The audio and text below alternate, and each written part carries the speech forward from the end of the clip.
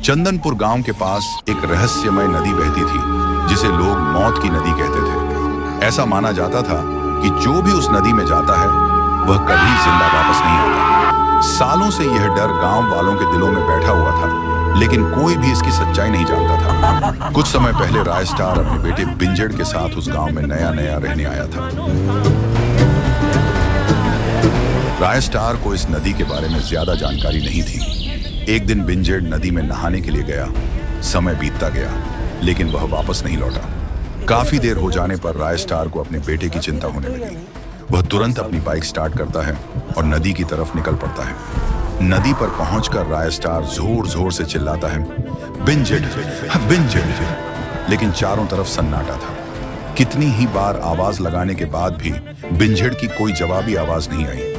घबराया हुआ राय स्टार गांव वापस जाता है और गांव वालों से पूछता है, क्या किसी ने मेरे बेटे बिंजड़ को देखा है?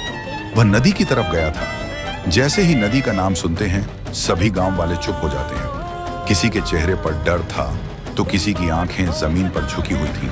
यह देखकर राय स्टार और भी परेशान हो जाता है, लेकिन कोई उसे कुछ बताने की हिम्मत नहीं करता।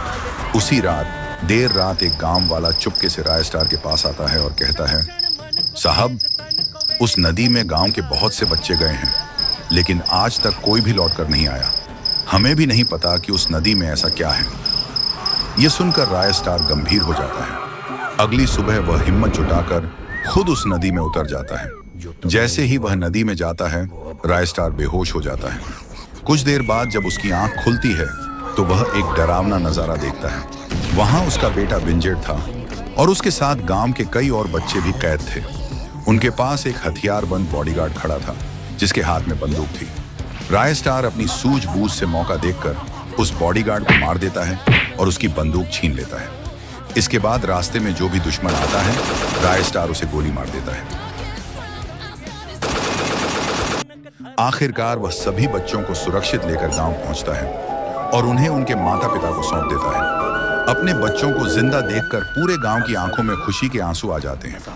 तभी पूरा गांव एक सुर में नारे लगाने लगता है, राय स्टार जिंदाबाद, राय स्टार जिंदाबाद। राय स्टार उस दिन सिर्फ अपने बेटे बिंजड़ को ही नहीं, बल्कि पूरे गांव की उम्मीदों को वापस ले आया था।